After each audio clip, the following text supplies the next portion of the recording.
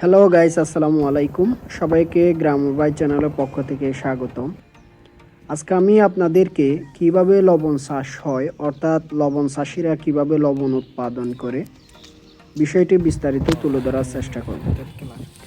এর মধ্যে শুরুতে আমি আপনাদেরকে একটা বিষয় শেয়ার করি, যেটা আপনারা হয়তো অনেকে জানেন বা অনেকে জানেন না। তো যারা জানেন না তাদের উদ্দেশ্যই বলি, বাংলাদেশের কোন কোন অঞ্চলগুলোতে লবণ চাষ হয়।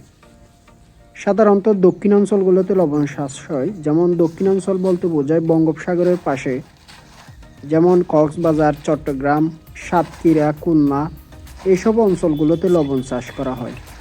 তবে এর মধ্যে সবচাইতে বেশি লবণ চাষ হয় কক্সবাজার জেলায়। কক্সবাজার জেলায় যেসব উপজেলাগুলোতে লবণ চাষ করে থাকে সেগুলো হলো পেকুয়া, কুতুবদিয়া, চকরিয়া, মহেশখালী, রামু ও টেকনাফ। এবং চট্টগ্রাম জেলায় শুধুমাত্র বাঁশখালী উপজেলায় লবণ চাষ করে থাকে।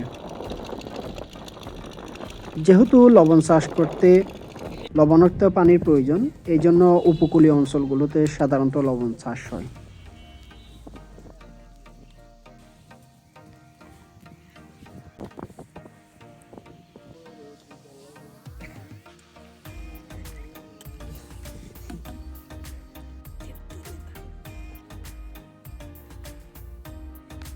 এখন আমি আপনাদেরকে কিভাবে লবণ চাষ করা হয় বা লবণাক্ত পানি থেকে কিভাবে লবণ উৎপাদন করা হয় সেটাই বিস্তারিত শেয়ার করব, যাতে আপনারা সহজে বুঝতে পারেন।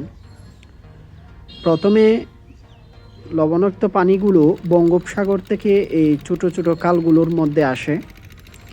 এখান থেকে এই খালগুলো থেকে পানিগুলো মেশিনের সাহায্যে লবণের মাঠের একদম উপরের ক্ষেতে নিয়ে যাওয়া হয়। উপরের ক্ষেত থেকে একদিন এক একটা ক্ষেতে রাখে পানিগুলো আস্তে আস্তে নিচের দিকে নিয়ে আসা হয়। মানে একদিন একটা ক্ষেতে রাখছে, পরের দিন আরেকটা ক্ষেতে, এভাবে নিচের দিকে আস্তে আস্তে নিয়ে আসা হয়, যাতে রোদের তাপে পানিগুলোতে লবণের ঘনত্ব বৃদ্ধি পায়। তো যখন লবণের ঘনত্ব বৃদ্ধি পাবে তখন পানিগুলো এই পলির উপর দেওয়া হয়, যেমন আপনারা দেখতেছেন এইভাবে দেওয়া হয়। এরপরে সাধারণত আজকে দিলে কালকের মধ্যে লবণের ছোট ছোট দানা সৃষ্টি হয় এবং 3 থেকে 4 দিনের মধ্যে পলিপুর লবণ উৎপাদন হয়ে যায়। আর যখন লবণ উৎপাদন হয়ে যায় তখন এরা পলি থেকে লবণগুলো তুলে নেয়। তুলে নেওয়ার পরে সাধারণত এরা বড় বড় গর্তের মধ্যে সংরক্ষণ করে রাখা হয়। যেমন আপনারা দেখতেছেন এই গর্তের মধ্যে এখন টোটাল 500 মণ লবণ এখন সংরক্ষণ করা আছে।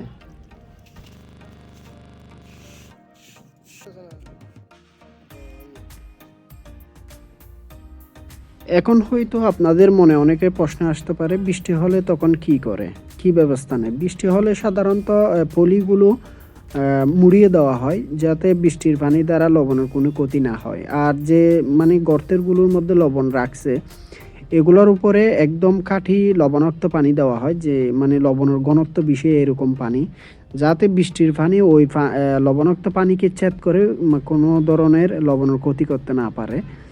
তো এভাবে এরা ব্যবস্থা নেয় আর কি। আরেকটা বিষয় আপনাদেরকে শেয়ার করি, সেটা হলো কোন সময়ে লবণ চাষ করা হয়। অর্থাৎ 6 মাস লবণ চাষ হয় বছরে একবার।